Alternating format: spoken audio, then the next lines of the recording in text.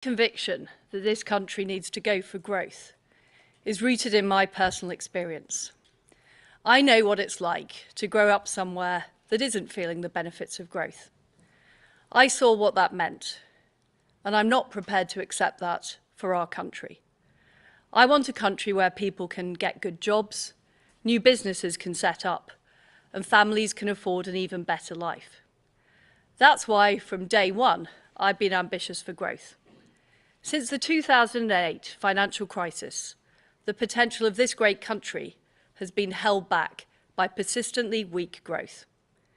I want to deliver a low-tax, high-wage, high-growth economy. It's what I was elected by my party to do. That mission remains. People across this country rightly want stability. That's why we acted to support businesses and households with their energy costs this winter. It's also the case that global economic conditions are worsening due to the continuation of Putin's appalling war in Ukraine. And on top of this, debt was amassed helping people through the COVID pandemic. But it is clear that parts of our mini-budget went further and faster than markets were expecting. So the way we are delivering our mission right now has to change. We need to act now to reassure the markets of our fiscal discipline. I have therefore decided to keep the increase in corporation tax that was planned by the previous government. This will raise £18 billion per year. It will act as a down payment on our full medium-term fiscal plan, which will be accompanied by a forecast from the independent OBR. We will do whatever is necessary to ensure debt is falling as a share of the economy in the medium term. We will control the size of the state to ensure that taxpayers' money is always well spent. Our public sector will become more efficient to deliver world-class services for the British people. And spending will grow less rapidly than previously planned. I met the former Chancellor earlier today. I was incredibly sorry to lose him. He is a great friend, and he shares my vision to set this country on the path to growth. Today, I have asked Jeremy Hunt to become the new Chancellor. He's one of the most experienced and widely respected government ministers and parliamentarians, and he shares my convictions and ambitions for our country. He will deliver the medium-term fiscal plan at the end of this month. He will see through the support we are providing to help families and businesses, including our energy price guarantee that's protecting people from higher energy bills this winter. And he will drive our mission to go for growth, including taking forward the supply-side reforms that our country needs. We owe it to the next generation to improve our economic performance, to deliver higher wages, new jobs, and better public services, and to ease the burden of debt. I have acted decisively today because my priority is ensuring our country's economic stability. As Prime Minister, I will always act in the national interest. This is always my first consideration.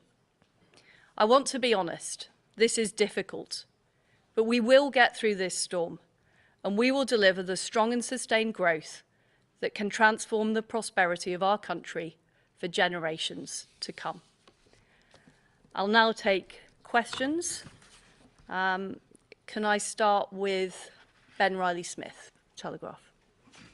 Thank you, Prime Minister. Clearly a difficult day. Can you explain to the public why you think you should remain as Prime Minister, given you jumped a key tax cut that led you to be elected and got rid of your Chancellor? I'm absolutely determined to see through what I have promised, to deliver a higher growth, more prosperous United Kingdom, to see us through the storm we face. We've already delivered the energy price guarantee, making sure people aren't facing huge bills this winter. But it was right, in the face of the issues that we had, that I acted decisively to ensure that we have economic stability, because that is vitally important to people and businesses right across our country.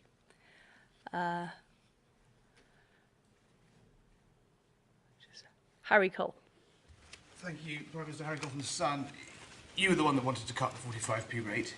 You stood on a platform to win the leadership of the Conservative Party on a platform to cut corporation tax. You and the Chancellor, the ex-Chancellor, designed this budget together, in lockstep, we're told, at times in secret, the two of you. He has to go because of the fallout from it. How come you get to stay? Well, my priority is making sure we deliver the economic stability that our country needs. That's why I had to take the difficult decisions I've taken today. The mission remains the same. We do need to raise our country's economic growth levels. We do need to deliver for people across the country. We're committed to delivering on the energy price guarantee, which people are already seeing in their bills. But ultimately, we also need to make sure that we have economic stability, and I have to act in the national interest as Prime Minister.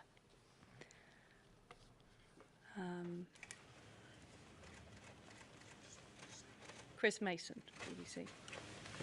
Excuse the bluntness, Prime Minister, but given everything that has happened, what credibility do you have to continue governing? What I've done today is made sure that we have economic stability in this country. Jeremy Hunt, as Chancellor, is somebody who shares my desire for a high-growth, low-tax economy. But we recognise, because of current market issues, we have to deliver the mission in a different way. And that's what we are absolutely committed to do, achieving that stability at what is a very difficult time globally. Robert Peston. Prime Minister, the former Tory Chancellor, Philip Hammond, has just said that you have totally trashed the Tory party's election-winning reputation for economic competence. Will you apologise to your party?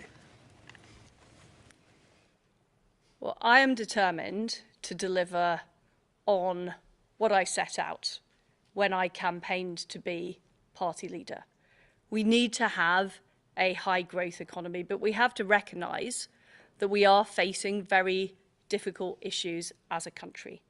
And it was right, in the national interest, that I made the decisions I've made today to restore that economic stability so we can deliver, first of all, helping people through this winter and next winter with their energy bills, but also making sure that our country is on the long-term footing for sustainable economic growth. Thank you very much, everybody. Prime Minister, you going to say sorry?